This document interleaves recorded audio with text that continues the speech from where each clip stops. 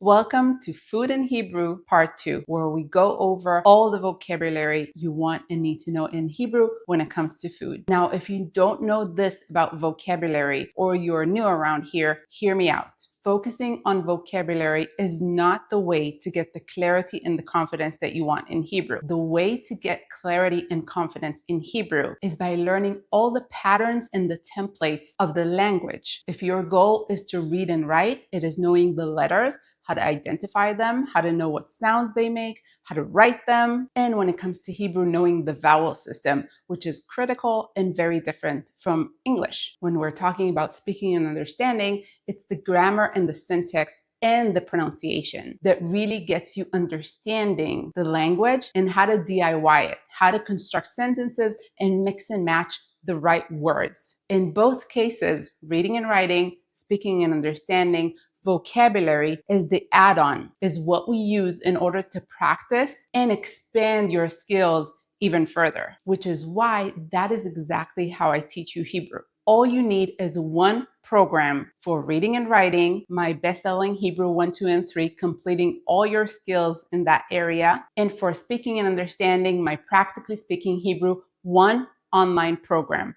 That is all you need to really get into the conversations and understand Hebrew like a native. And of course, you can take both. Now, videos like this, focusing on vocabulary, is my way of giving you free lessons forever, so that once you finish my programs, reading and writing, speaking and understanding, or both, you don't need to go out and search for another program, because now we use more and more vocabulary using my approach and methods that are completely different from anything out there, because they work, allowing you to practice everything that you learned, maintain it, and expand your Hebrew even further. So if you're still focusing on vocabulary as your main way of learning Hebrew, please don't. The why behind everything I do is for you to succeed, and that is not the way to get there. So if you want to check out my programs, I will list everything in the description, including my free guide, Kickstarting Your Hebrew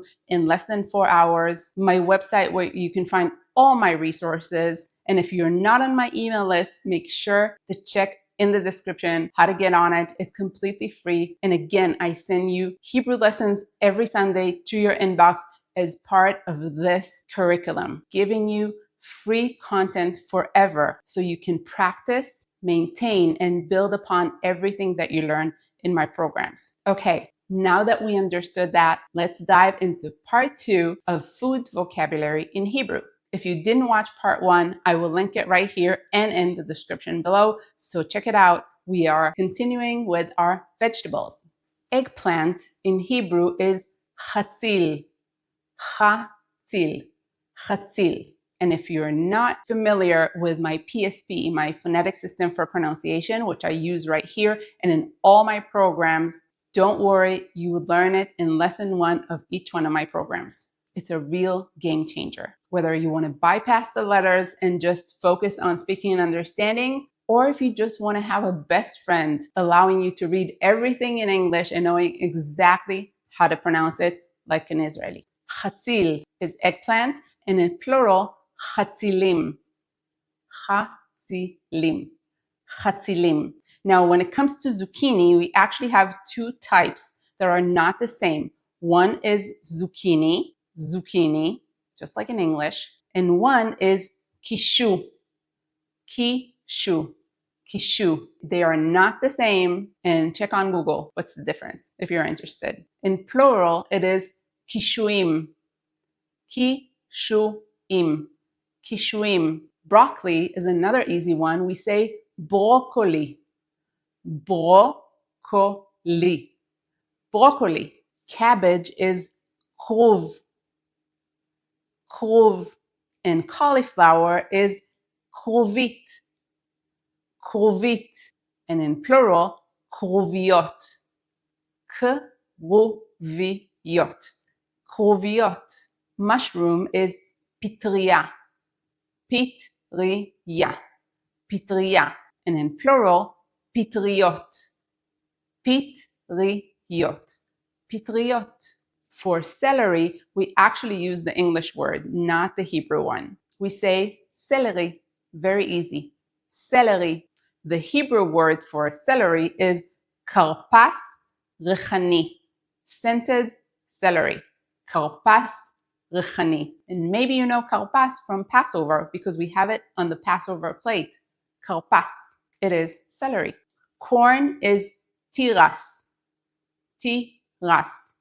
Tiras. And for plural, we either say tiras or tirasim. Tirasim. Tirasim. Green beans is exactly the same in Hebrew, using Hebrew words. Shu'it, yeruka. Shu'it is beans. Yeruka is green and feminine because beans is considered feminine. Now, shu'it is basically written sheu'it because it's very hard to say sheu'it. We say shu'it. Shu'it, yeruka, green beans. Very important in the Israeli cuisine and the Mediterranean cuisine. And one of my all-time favorite is olives. So one olive is zait, zayit, zait, and in plural, zaitim, zaitim. So green olives would be zaitim yerukim. Black olives would be zaitim shchorim. Zait is considered masculine. So these are the plural masculine forms of green and black. Avocado is another easy one. We say avocado. Avocado. Avocado, pretty much like in English. For radish, we have two very common types. The tsnon, which is radish, tsnon, and a smaller type of radish that is very common in Israel is tsnonit. Tsnonit. The ts is like the sound that the word pizza makes. Pizza. Tsnonit, for a smaller type of radish. So we have tsnon, bigger, tsnonit, smaller, for radish. Sweet potato or yam is batata. Not only in Hebrew, it's not originally a Hebrew word. Batata. And in plural, batatot. Batatot. Beets is selek. Selek. And in plural, slakim. Slakim. Asparagus is another easy one because we say asparagus.